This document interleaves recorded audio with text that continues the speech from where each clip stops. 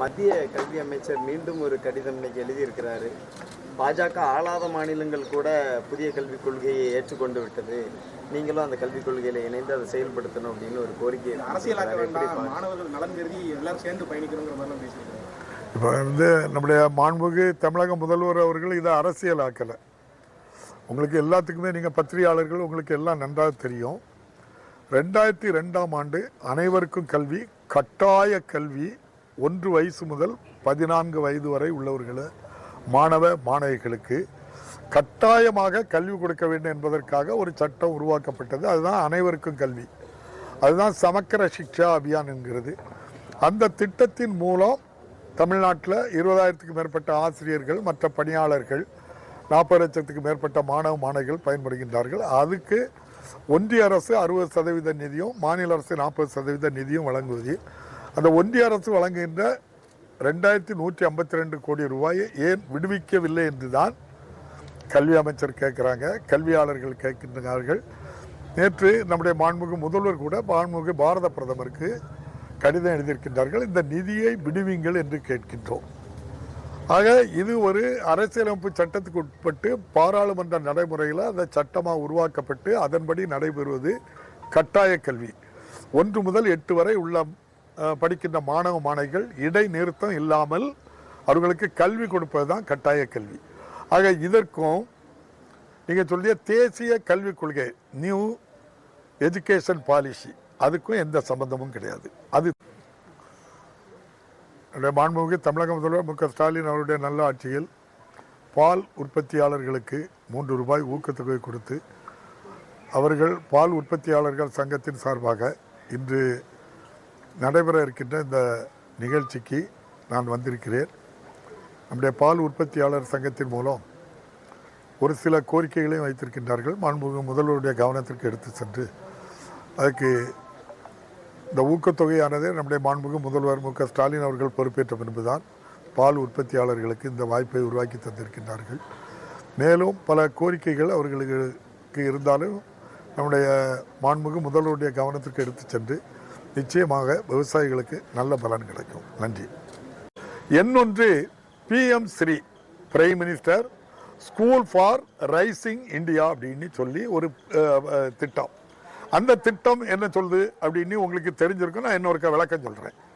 India முழுவதும் சுமார் 16,000 பள்ளிக்கூடங்களை ஆரம்பிக்க போகிறாங்க பிஎம் ஸ்ரீ. எப்படி ஆரம்பிக்காங்கன்னா, ஒவ்வொரு மாநிலத்திலும் அந்தந்த மாநிலம் அரசு நடத்துகின்ற அரசு பள்ளிகளில் மிகச்சிறந்த பள்ளிகளை அவர்கள் தேர்ந்தெடுத்து, இப்போ தமிழ்நாடு எடுத்துக்கிட்டீங்கன்னா ஒரு கல்வி மாவட்டமாகவோ அல்லது ஒரு வருவாய் கோட்டமாக அல்லது ஒரு வருவாய் மாவட்டமாக கிட்டத்தட்ட 300 பள்ளிக்கூடத்தை எடுப்பதாட்டு உத்தேசப்பட்டிருக்காங்க. அந்த 300 பள்ளிக்கூடத்திலையும் நல்ல இடம், நல்ல உள்கட்டமைப்பு, நல்ல ஆசிரியர்கள், நல்ல நிறைய மாணவ மாணவிகள் படிக்கின்ற பள்ளிக்கூடம். உதாரணமாக சொன்னால் நம்ம கல்லணை நம்ம திருநெல்வேலி மாவட்டத்தில் கல்லணை ஸ்கூலை எடுத்துக்கிடுங்க. 3000-4000 பிள்ளைகள் படிக்கும். ஆசிரியர்கள் 100-200 ஆசிரியர்கள் இருப்பாங்க. இப்படி பள்ளிக்கூடத்தில் மாண்புமிகு பாரத பிரதமருடைய அந்த பிஎம் ஸ்ரீ பள்ளிக்கூடத்திலிருந்து ஒரு ஸ்டிக்கர் கொண்டு வருவாங்க. அந்த ஸ்டிக்கர் அதில் ஒட்டுவாங்க. பிஎம் ஸ்ரீ பள்ளி அப்படின்னு ஒரு ஸ்டிக்கர் ஒட்டப்படும். அப்படி ஒரு 300 பள்ளிக்கூடத்துக்கு இந்த ஸ்டிக்கர் ஒட்டி, தமிழ்நாடு அரசு நடத்துகிற பள்ளி, நம்ம சம்பளம் கொடுக்குற பள்ளி, நம்ம கற்றுக் கொடுக்கிற பள்ளி, அந்த பள்ளிக்கூடத்தில் ஒரு ஸ்டிக்கரை ஒட்டிட்டு, இந்த பள்ளிக்கூடத்தில் இன்று முதல் இது PM Shri fund, PM Shri கல்வி நடத்துகிற பள்ளிக்கூடம் அப்படின்னு சொல்லி அந்த பள்ளிக்கூடத்தில் 1லிருந்து 5 வரை தமிழ் படிச்சுக்கலாம், தாய்மொழி. அதுக்கு மேலே இந்தியும் சமஸ்கிருதமும் படிக்கணும். இது உங்களுக்கு எப்படி உங்களுக்கு புரியுதோ புரியலையோ எனக்கு தெரியுது. இது நம்முடைய தமிழை அழிக்கைக்கு அவங்க வெளிப்படையாக என்ன சொல்றாங்கன்னாக்கி, இந்தியை ஏன் இன்னொரு மொழியை ஏன் கற்றுக்கொள்ளக்கூடாது, ஏன் படிக்க விட மாட்டேங்காங்க. அப்போ இந்த பிஎம் ஸ்ரீ பள்ளிக்கூடம்ட்டு ஒரு ஸ்டிக்கர் 300 பள்ளிக்கூடத்தில் ஒட்டிட்டு 60% சம்பளத்தை ஒன்றிய அரசும் மாநில அரசு 40% தரும். எப்படி கடந்த அக்டோபர் மாதத்திலிருந்து 100 நாள் வேலை திட்டத்துக்கு 60% ஒன்றிய அரசு தரணும், அதை நிறுத்திட்டாங்க. எப்படி சர்வ சிக்ஷா அபியான் அனைவருக்கும் கல்வி திட்டத்துக்கு 60% தர வேண்டிய பணம் 2152 கோடி ரூபாய் தரல, நிறுத்திட்டாங்க. அதே போல இப்படி ஸ்டிக்கரை ஒட்டி அந்த பள்ளிக்கூடத்துக்கு 60% நிதியை தாரேன் அப்படின்ட்டு சொல்லிட்டு இது போல நிறுத்திடுவாங்க. நிறுத்திட்டு என்ன சொல்லுவாங்கன்னா, எங்களாலையும் பணம் தர முடியாது, உங்களாலையும் நடத்த முடியலன்னா அதானி போன்ற பெரிய நிறுவனத்திட்ட கொடுத்துருங்க, தொண்டு நிறுவனங்கள் அவங்க நடத்திடுவாங்க. நான் சொல்றது சிரிக்கைக்காகவோ வேடிக்கை இல்லை.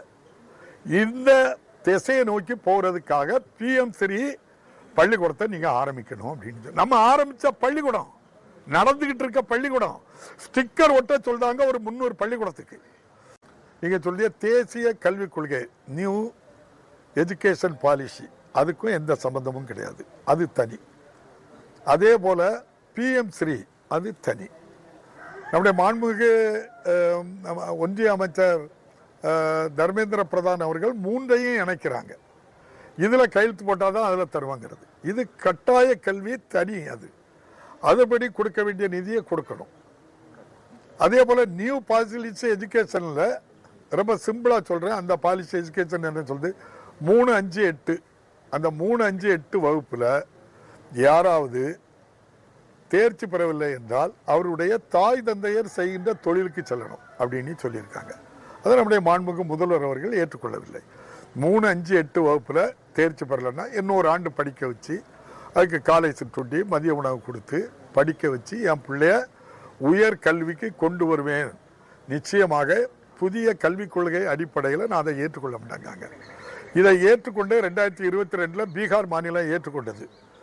பீகார் மாநிலம் 2022 ஏற்றுக்கொள்ளும் போது நீங்க பள்ளி கல்விக்கு வந்தவர்கள் 51% பேர் 12வது வகுப்பு வரை வந்தாங்க.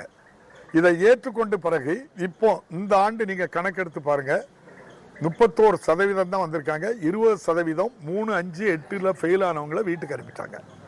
அதுபோல சாமானிய மக்கள் வீடு, ஏழை வீட்டு பிள்ளைகளை படிக்க விடாம கூலி தொழிலுக்கு அனுப்புகின்ற திட்டம் தான் புதிய கல்விக் கொள்கை.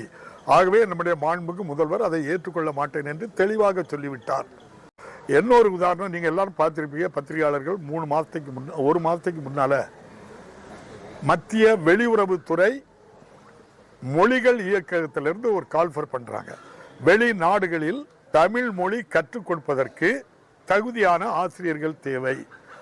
தகுதி என்ன நிர்ணயம் பண்ணணும் அப்படின்னா, ஆஸ்திரேலியாவில் ஒருவருக்கு தமிழ் கற்றுக் கொடுக்கிறதுக்கு ஒரு ஆசிரியர் தேவைன்னா அந்த ஆஸ்திரேலிய மொழி தெரிஞ்சிருக்கணும், அடுத்து தமிழ் தெரிஞ்சிருக்கணும். இந்த ரெண்டும் தெரிஞ்சவங்க 3வது ஒன்றை கேட்டால் ஆங்கிலம் கண்டிப்பாக தெரிஞ்சிருக்கணும் அப்படின்னு சொல்லணும். ஆனால் அவங்க என்ன அந்த மொழி இயக்கம் என்ன சொல்லுது தெரியுமா, கண்டிப்பாக இந்தியும் சமஸ்கிருதமும் தெரிஞ்சிருக்கணும்னு சொல்றாங்க. இது நியாயமா? நீங்க கேளுங்க. இது தமிழை வளர்க்கதா தமிழை அழிக்கதான்னு நீங்க தான் சொல்லணும். தமிழ் மொழி கற்றுக் கொடுப்பதற்கு வெளிநாடுகளுக்கு தகுதி நிர்ணயம் பண்ணும்போது இந்தியும் சமஸ்கிருதமும் கண்டிப்பாக தெரிந்திருக்கணும்னா அப்படின்னா ஒன்றிய அரசு எதை நோக்கி போகுதுன்னு சொல்லுங்க. நீங்க கேட்டனால சொல்லியிருக்கேன். எனக்கு இந்த நிகழ்ச்சி இருக்கு, விவசாயிகள் காத்திருக்காங்க பால் உற்பத்தியாளர் சங்கத்துக்கு. நன்றி, நான் போயிட்டேன். இதுதான் நல்ல பள்ளிக்கூடம்னு சொல்லி மற்ற பள்ளிக்கூடங்கள் எல்லாம் காலி பண்ணணுங்கிற ஒரு முடிவோடு அதை சொல்றாங்க. அப்போ PM-3 ஸ்டிக்கர் ஒட்டுறது, புதிய கல்விக் கொள்கை, தேசிய கல்விக் கொள்கை, புதிய தேசிய கல்விக் கொள்கை என்பது 3, 5, 8 ஃபெயில் ஆனா அவனை எங்க அனுப்ப வேண்டியது? குலத்தொழிலுக்கு அனுப்ப வேண்டியது. சமக்கர சிக்ஷா அபியான்ங்கிறது கட்டாய கல்வி 2022ஆம் ஆண்டு கொண்டு வரப்பட்ட கல்வி 2026 வரை இருக்கு. அந்த நிதியை தரமாட்டேன்னு சொல்லி மிரட்டுறது சிறுபிள்ளைத்தனமானது. அதுதான் மாண்புமிகு ஒன்றிய அமைச்சர் தர்மேந்திர பிரதான சொல்றோம். இந்த சட்டம் என்ன சொல்லுது, நியூ பாலிசி எஜுகேஷன் என்ன சொல்லுது, PM-3 என்ன சொல்லுது. அப்போ 3 விதமான விஷயங்கள். அப்போ சட்டப்படியே இந்திய அரசியலமைப்பு சட்டப்படி நாடாளுமன்றத்தால் அனுமதிக்கப்பட்ட ஒரு சட்டம் சர்வ சிக்ஷா அபியான். அந்த நிதியை தாண்டி கேட்கும். இதை வச்சு அப்போ அரசியல் பண்றது யாரு சொல்லுங்க? நான் உதாரணத்துக்கு இன்னொன்னு நான் உங்களுக்கு சொல்றேன். அவங்க நம்முடைய பாரத துணை ஜனாதிபதி அவர்கள் நிலத்தை வாங்கினாதான் ஒரு மொழி அழிஞ்சிரும், இன்னொரு மொழியை கற்றா அழிஞ்சிடாது அப்படின்னு சொன்னதாட்டு நீங்க சொல்றீங்க. நான் ஒரு உதாரணம் சொல்றேன். ராஜஸ்தான்ல 1951 மக்கள் தொகையை கணக்கெடுத்து பாருங்க. 1951 ராஜஸ்தான் மக்கள் தொகை கணக்கெடுப்புல 79% பேர் ராஜஸ்தானி மொழி அங்குள்ள மாநில மொழி பேசுறாங்க. 21% பேர் இந்தி பேசுறாங்க. 2011 மக்கள் தொகையை கணக்கெடுங்க. 89% பேர் இந்தி பேசுறாங்க. 11% பேர் அந்த மாநில மொழியான ராஜஸ்தானி மொழியை பேசுறாங்க. இந்தி போச்சுன்னா நிலைமை என்னங்கிறதுக்கு ஒரு உதாரணம் ராஜஸ்தான் உதாரணத்தை ரெண்டும் மக்கள் தொகை கணக்கெடுப்புல எடுத்து பாருங்க. 51 பாருங்க, 2011 பாருங்க. அப்போ இந்த மாநிலத்தை தமிழ் இன்னைக்கு தோன்றிய மொழி இல்லை, உலகில் தோன்றிய முதல் 3 மொழிகளில் தமிழ் மொழி இன்றும் அழியாமல் இருக்கின்ற மொழி. தமிழ்நாட்டில் தோன்றிய, இந்தியாவில் தோன்றிய மொழி, மலேசியாவில் 2வது மொழி, சிங்கப்பூரில் ஆட்சி மொழி, சிலோனில் ஆட்சி மொழி, கனடாவில் ஆட்சி மொழி, பல மாநில நாடுகளில் ஆட்சி மொழியாக இருக்கிறது. அப்போ இப்படிப்பட்ட ஒரு தொன்மையான மொழி, உலகில் முதலாக செம்மொழி அந்தஸ்து பெற்ற மொழி இந்த தமிழ் மொழி. இதை அழிப்பதற்குத்தான் இந்தி படிக்கணும் அப்படிங்கிறது. இந்திய 3வது மொழியாக கற்பதற்கல்ல, இந்தியை மட்டும் படித்து தமிழை அழிக்கிறதுக்காக பண்றாங்க. காட்டுது, அவ்வளவுதான். நம்ம அதுக்கு என்ன சொல்ல முடியும்? நீங்க நாகரிகமா பேசணும், அவ்வளவுதான். படிச்சும் நாகரிகம் இல்லாமல் இருந்தால் நீங்கள் தான் கேட்கணும், ஐயா படித்து நாகரிகம் இல்லாமல் இருக்கீங்க அப்படின்னு கேட்கணும். அந்த பதவிக்கு தான் அந்த அந்தஸ்து. துணை முதல்வர், முதல்வர், இப்படி நம்முடைய மாண்புமிகு ஒன்றிய அமைச்சர் தர்மேந்திர பிரதான் இருக்காங்க. நம்ம அவங்களுடைய மாண்புமிகு சொல்லி தான் அவங்கள நம்ம சொல்ல முடியும். அவங்க இது சொல்கிறது நமக்கு இடையூறாக இருந்தால் கூட அந்த வார்த்தையை பயன்படுத்தணும். நாகரிகமாட்டு இல்லாதவங்ககிட்ட நம்ம என்ன எதிர்பார்க்க முடியும்? நன்றி. இந்த அரசு பள்ளி விவகாரத்தில், ஹிந்தி கற்கிற விவகாரத்தில் தனியார் பள்ளிகள் வளர்வதற்காக அரசு பள்ளிகளை நெருக்கக்கூடிய ஒரு சூழலில் இருக்குது அப்படின்னு சொல்லி அண்ணாமலை ட்விட் போட்டிருக்காரு. அதே மாதிரி அன்பில் மகேஷ் ட்விட்டரில் சொல்லும் போது பள்ளிகள் உங்கள் சொந்த மாவட்டத்தில் உள்ள பள்ளிகள்லேயே மாணவர்கள் தரையில் அமர்ந்து படிக்கக்கூடிய விவகாரம் இருக்குது, கட்டிடங்கள் இல்லாமல் படிக்கக்கூடிய நிலையில் இது போன்ற நீங்கள் தனியார் பள்ளிகளை வளர்க்க நினைக்கிறீங்கன்னு ஒரு வார்த்தையை சொல்லியிருக்காரு. யார் சொன்னது? அண்ணாமலை சொல்லியிருக்காரு. நீங்கள் அவர்கிட்ட தான் கேட்கணும். நம்ம தமிழ்நாட்டில் தான் அப்படி இல்லையா? எல்லாம் நல்லா இருக்க. தமிழகத்தில் தான், திருச்சியில் இந்த மாதிரி இருக்குங்கிறத மென்ஷன் பண்ணி சொல்லியிருக்காரு. இல்லை, அவர் யாரோ சொன்னதை கேட்டு சொல்லுவாங்க. அது நம்ம அதுக்கெல்லாம் பதில் சொல்ல வேண்டிய கட்டாயம் இல்லை.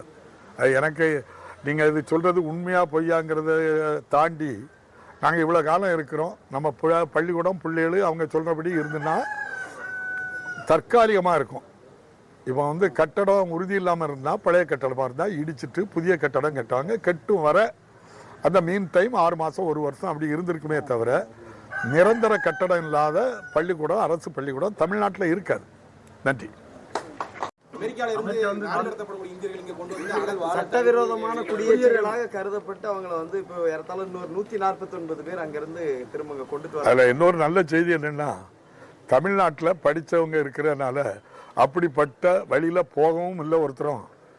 அப்படி கைவிலங்கோடு வந்தது மாதிரி எனக்கு பத்திரிகைகளில் நான் பார்க்க தெரியல. அப்போ கல்வி எவ்வளோ முக்கியம்னு தெரிஞ்சுக்கிடுங்க. அதுக்காக போனவங்களை இவ்வளவு அநாகரிகமாட்டு நடத்திட்டு வர்றது நம்முடைய மாண்புமிகு பாரத பிரதமர்கிட்ட தான் இதை போய் நீங்கள் கேட்கணும். என்கிட்ட கேட்டது தப்பு. நன்றி, வணக்கம். தளங்களில் பயணிச்சிருக்க